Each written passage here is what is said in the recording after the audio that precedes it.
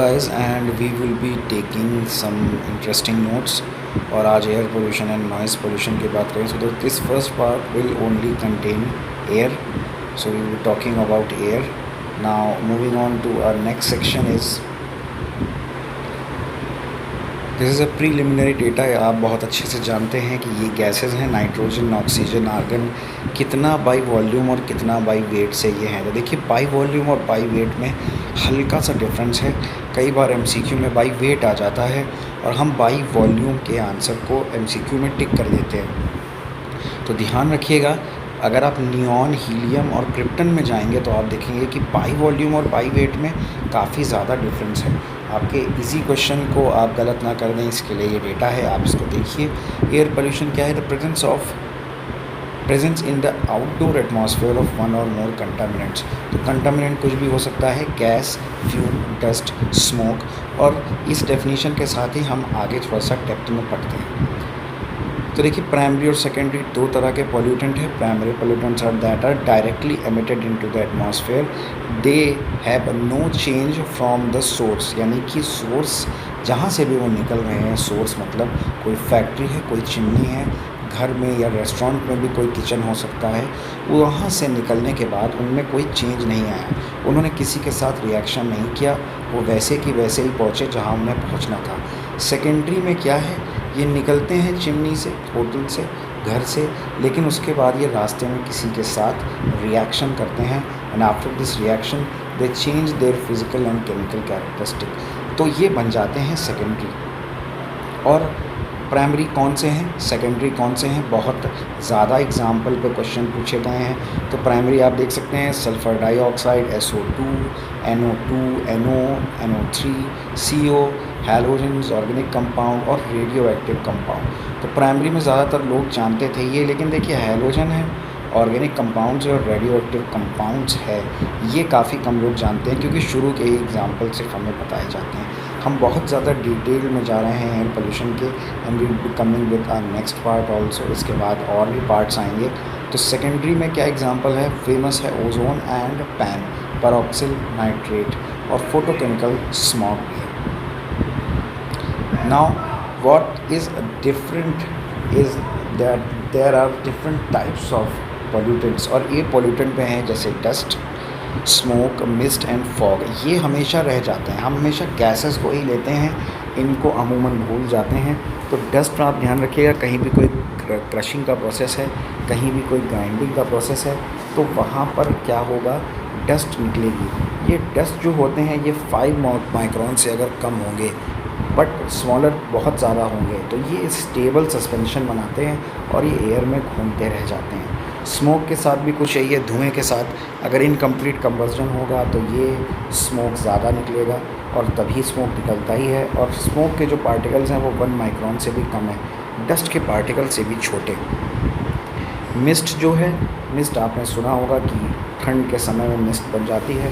तो ये आप कह सकते हैं वेपर और जो लिक्विड है उसके बीच का एक इक्विलिब्रियम स्टेट है और इसमें लाइट जो है डिस्पर्स करती है.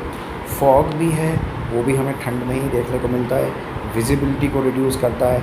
आपने देखा होगा अभी दिल्ली में जैसे ही ठंड आएगी तो जो फॉग है वो बहुत ज़्यादा हो जाता है. So fog is also considered as a pollutant. उसके बाद एटमॉस्फेरिक जो गैसेस हैं, देखिए ये जो एटमॉस्फेरिक गैसेस हैं, खासियत ये है कि ये रिड्यूस्ड स्टेट में आ जाती हैं और ये फिर किसी को ऑक्सीडाइज़ करती हैं या खुद ऑक्सीडाइज स्टेट में हो के किसी को रिड्यूस करती हैं. यही रिएक्शंस इनके एटमॉस्फेयर में बदलाव करते हैं. जैसे फॉर एग्जांपल आप देखिए, तो यहाँ पे आप क्या देखेंगे? H2S ने क्या किया? डिसोल्यूशन हो रहा है एटमॉस्फेरिक हाइड्रोजन सल्फाइड का. ये बारिश की वजह से, रेन की वजह से बारिश का पानी आया, H2S गैस एटमॉस्फेयर में पहले से थी और इन दोनों के बीच रिएक्शन होकर बन जाता है सल्फेट रेडिकल या आयन. ये सल्फेट रेडिकल फर्दर कोई रिएक्शन करेगा, इन रिएक्शंस को भी डेप्थ में समझना पड़ेगा, ये बहुत इंपॉर्टेंट है. नाइट्रोजन डाइऑक्साइड की अगर आप बात करें तो ये फोटोकेमिकली एक्टिव स्पीशी है. फोटोकेमिकल यानी लाइट के प्रेजेंस में ये डबल ट्रिपल एक्टिव हो जाता है.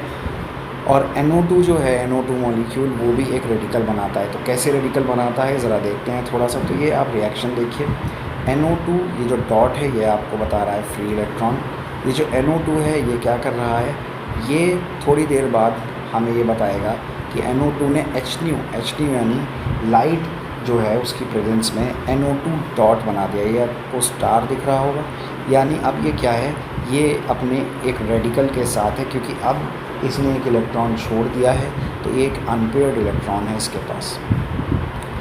ये NO2 फर्दर लाइट के प्रेजेंस में और रिएक्शन करके NO और O बना देता है।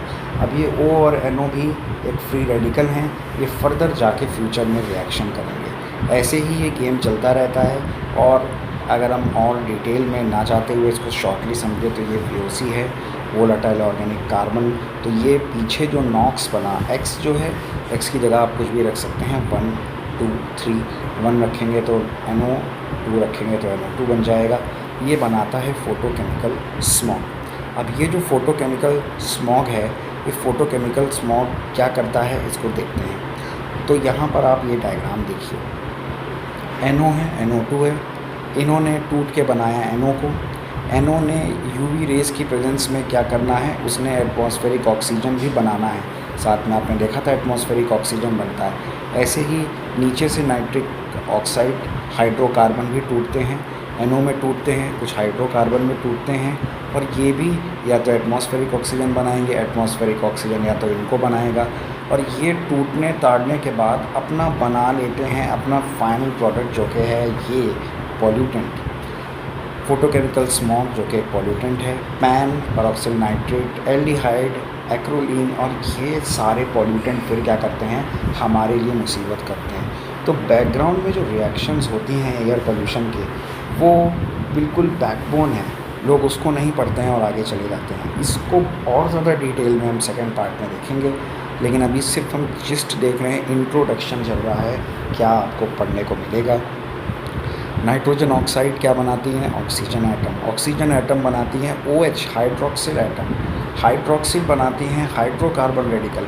हाइड्रोकार्बन ने बनाया हाइड्रोकार्बन पेरोक्साइड। और आप देखिए ये एक सीरीज़ बन रही है, एक को बनाता है, दूसरा तीसरे को बनाता है, और लास्ट में बन जाता है पैन। यानी पैन बनने के दौरान ये सारी चीज़ें भी बन रही हैं, और ये सिर्फ पैन को नहीं बनाती हैं, ये और भी प्रोडक्ट्स कई बनाते हैं उससे। कहने का मतलब क्या है, ये जितने भी बीच में आने वाले रेडिकल और प्रोसेस हैं, इन सबको हम पढ़ेंगे, इन सबको हम देखेंगे। और क्यों इम्पोर्टेंट है तो आपको पता ही है, आप इंडियन एक्सप्रेस न्यूज़ है उसको देख सकते हैं। A bigger threat than cigarettes, how air pollution is cutting short lives by up to 5 years in South Asia. South Asia यानी जहाँ हम रहते हैं, बांग्लादेश, पाकिस्तान वाला एरिया, यहाँ पर जो लाइफ है, जो आपकी स्पैन है जीने का, वो 5 साल तक घट रहा है। और आप देख रहे हैं अक्टूबर 1 से गुड़गांव में कुछ मेजर्स होने जा रहे हैं। आपको पता है ठंड आ रही है, और दिल्ली में फिर से उम्मीद हम करते हैं कि हालत ख़राब होने वाली है एयर पोल्यूशन के द्वारा। तो बहुत ही इंटरेस्टिंग टॉपिक है, आप हमारे साथ जुड़े रहिए। Thank you and have a nice day.